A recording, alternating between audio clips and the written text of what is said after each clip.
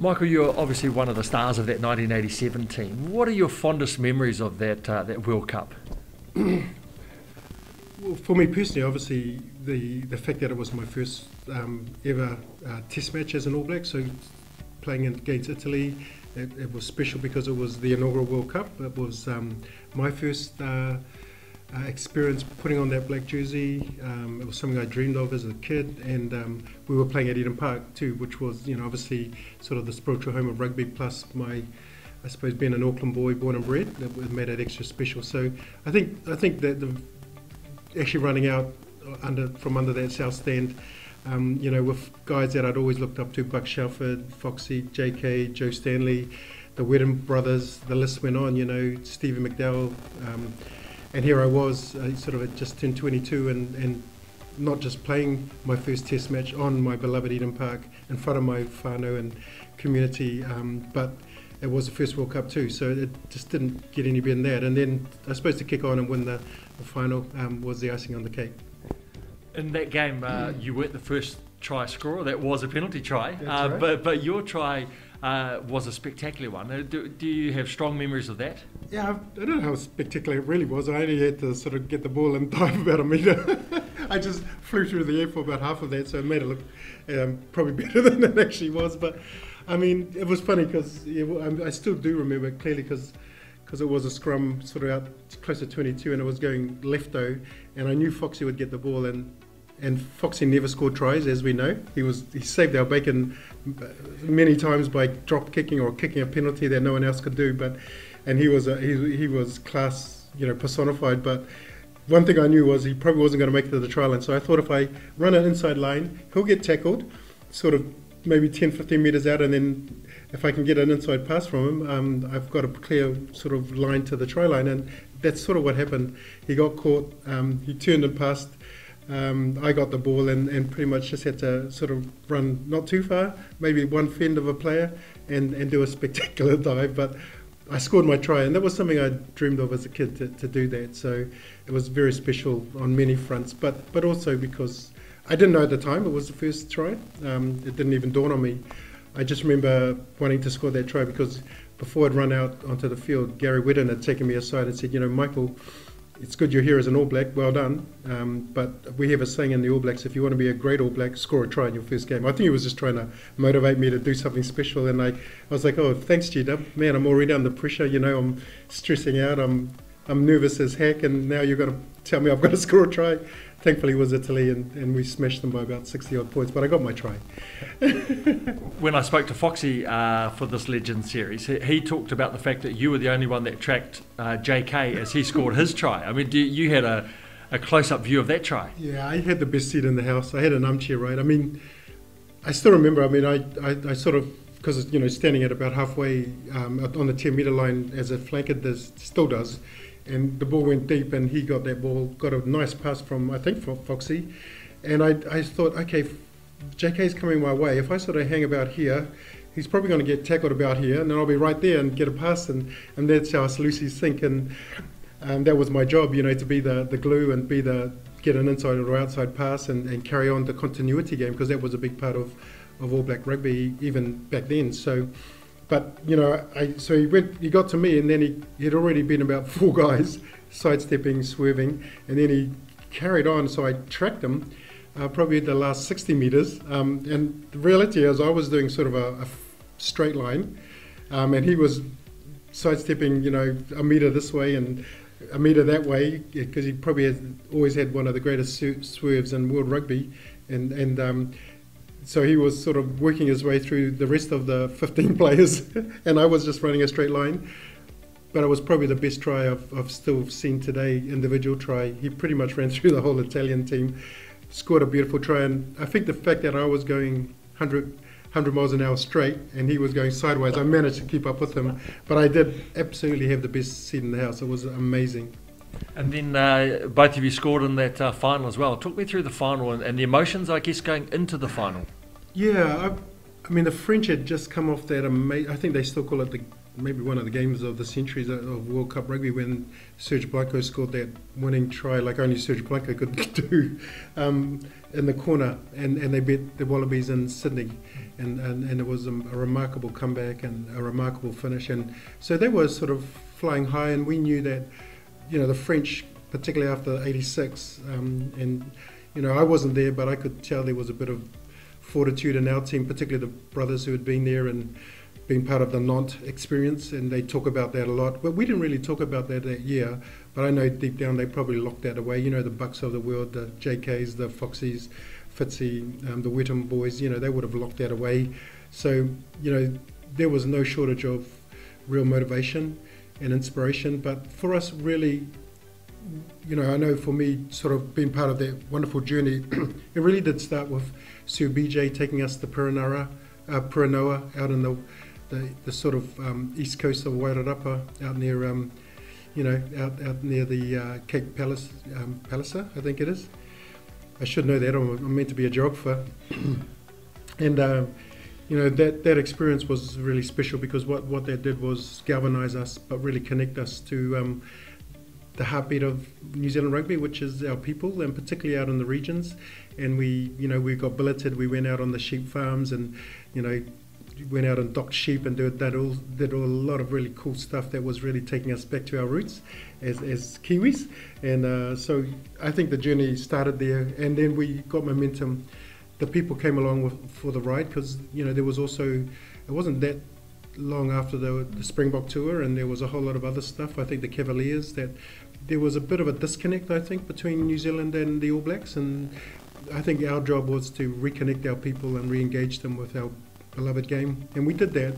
And we felt the momentum as we went along, and we got through the quarters and the semis, and then here we were at the finals, and we were playing the French, who were still at that stage, as they are now, probably one of the mystical teams of world rugby, in that the French can do anything like no one else can on their day. If they get in that zone, anything can happen, and they'd beaten us on Bastille Day in '94, I think it was, and in '80 they'd beaten us previously, sorry. And so that was sort of the frame for this game, and thankfully, we turned up really switched on. I mean, I'll never, I don't know if I ever experienced being in the zone like we were in that game. 15 All Blacks, so in tune, probably playing the best rugby of their careers, if you think about some of those guys. And it was just sublime. We just played pretty sublime rugby. I think we beat them by 20 points in the end. Yeah, I got a try. AJ still gives me a hard time, because he reckons that was his try, but he sort of missed the ball. I said, well, that's not my problem, you're Gumpy. you should have got that ball and scored, but you missed it, so thanks. And so I got my try. But no, it was amazing. And, then to obviously see fantastic Captain Kirk, David, lift that World Cup at the end, that was just beautiful. You've made a habit of scoring the first tries in World Cups, because at your next World Cup you scored the first try again against England. Yeah, that was really special actually, because I'd actually been injured really quite seriously in '89 playing the Argentinians, and my knee was pretty much smashed to pieces. But I'm very grateful and very thankful that I sort of took a long journey back in 90 end of 90 to 91. I sort of got my position back, and here I was back at another World Cup, and my second World Cup in a row, and we were playing England again. It didn't even dawn on me, even leading in, hey, I wonder if I can score another try. I was just so grateful to be back at a World Cup and wearing the black jersey and everything that meant to me. But again, it was another sort of scrum move, and this time we went right, and JK, we had a great move using JK and I think Posty, Craig Innes, and I just knew the line, and I absolutely did a very similar thing. I had a line, that I had in my mind that I could anticipate where it was going to end up, and if JK was going to get caught, if I did this line, I'd get the inside ball, and it's exactly what happened.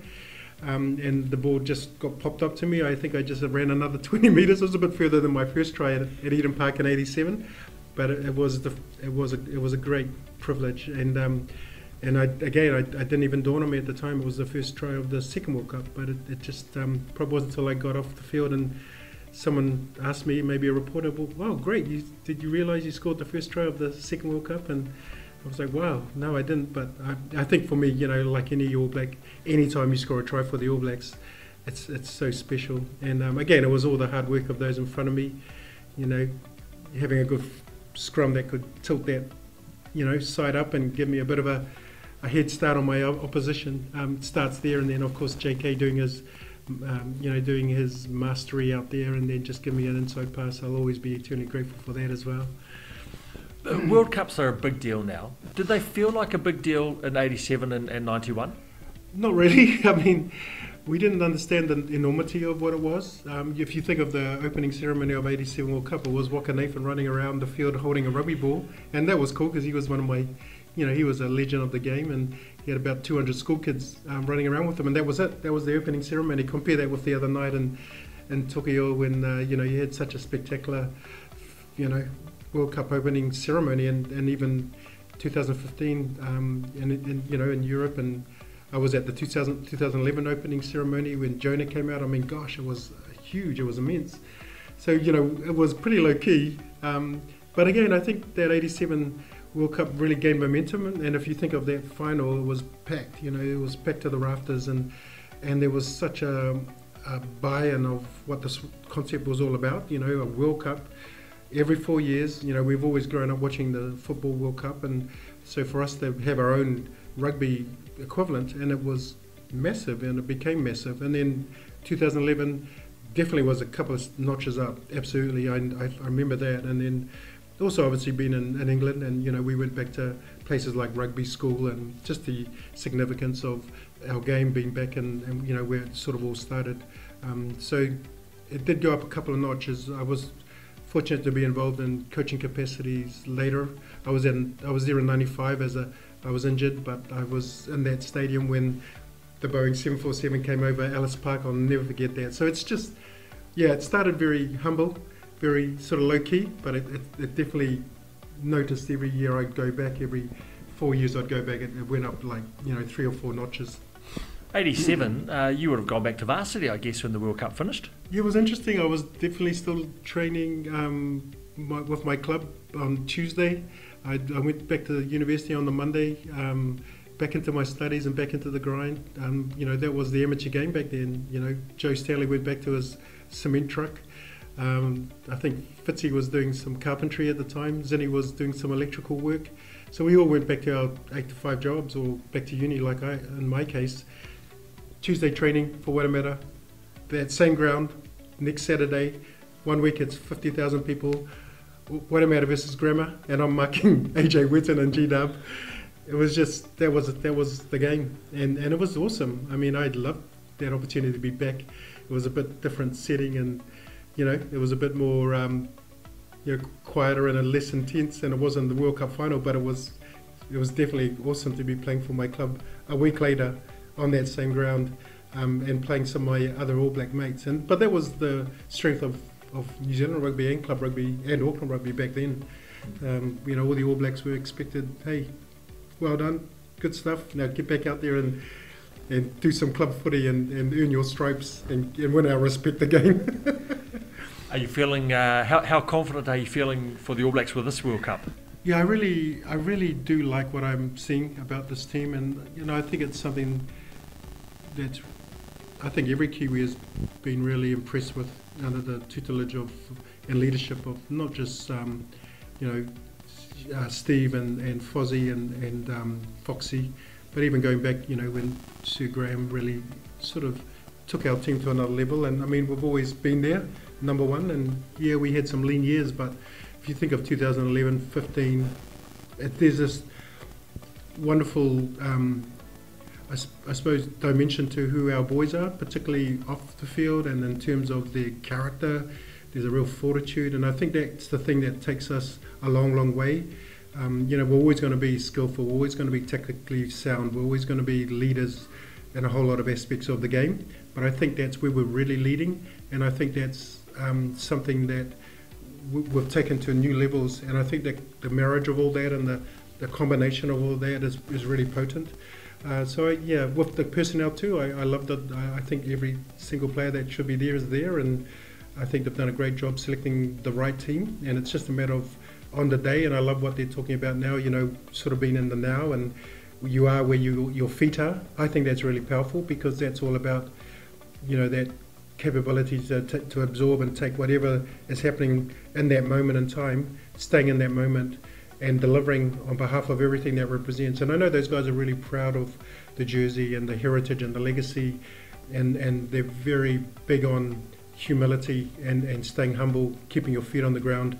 But how do we, as we were taught back in '87, how do we continue to pursue excellence? How do we pursue perfection? And that was something that drove us as All Blacks back in the '80s. It's still driving these guys to be the best now. So I've got a real quiet confidence about where we're heading and this journey that the boys are on at this World Cup. Adi Saavia reminds me of you.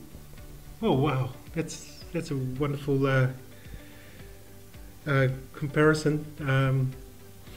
It's very humbling for me. I think he's definitely always been one of my favourite players since he first hit the scene, going back maybe 6-7 years ago as a young All Black, and even as a young Wellington player, even as a sevens player, there was something dynamic about him. I loved his athleticism. I loved his attitude and just his raw-bone nature. Big, destructive on defence and constructive on attack, and that's I suppose the sign of a really good open side flanker in particular, or a good loose forward. Yes, I'm really loving watching him play, and I'm so proud of him. And I really do like the way they're using the loose forward trio, because Artie's only as good as what the other two guys with it, and in this case obviously Sam a lot, and with Kieran there. And I think that whole combination and that trio, the chemistry and the ingredients there are really a big part of where we've been winning of late. But where we're heading, I think that's going to be a real key. And I just really like the look of that and how that's working. And obviously Artie's a big part of that. And yeah, I suppose I do see a lot of me as a young, Kiwi Polynesian boy with a sort of, style of rugby. And there was things that I love to do, which I see, a lot about what he does, about how he plays. Love to get the ball in hand and be out wide, and I think he's been given a license to really. I think they've really worked him out. What are his gifts and what are his talents, and what's his points of difference, and they're really playing to that with Adi, and I think that's why he's thriving.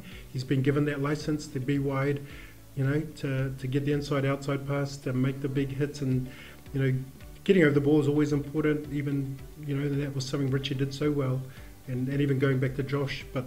There's another dimension there that I love about the way Artie's, doing what he does and doing it so well. Obviously, we agree that the All Blacks are going to be in the final. Who's the team that you see making it? Who's the other team? Who's the threat that you see coming through? I think every Kiwi has this, it's just inbuilt in us in terms of our total respect for South African rugby. And I suppose, again, it's that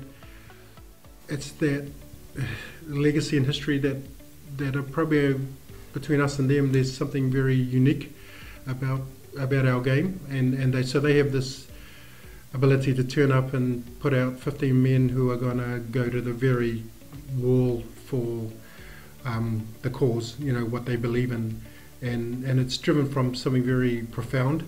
And we know we've always taught about the psyche of South African rugby players, and it was something we were very mindful. There's aspects of their heritage, their history, their makeup, their DNA that shapes them and defines them, and they bring that out when it matters most at World Cups. So that's obviously why if they haven't been in the final, they might have just missed out.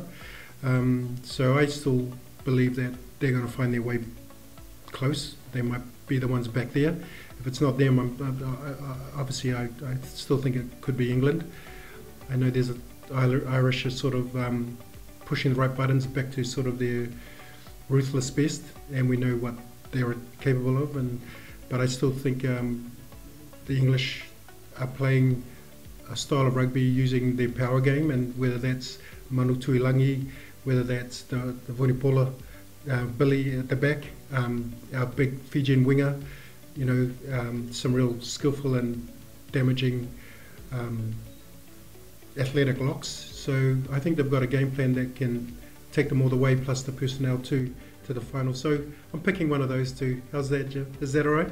That's good, so long as we agree New Zealand to win. Oh, absolutely. I've got to. And, we don't like to get ahead of ourselves, and even the boys won't like people like you and me picking them. They'd rather just take each game as it comes. But I think we've got to be quietly confident that the ingredients are there. Definitely the winning culture and the mindset's there.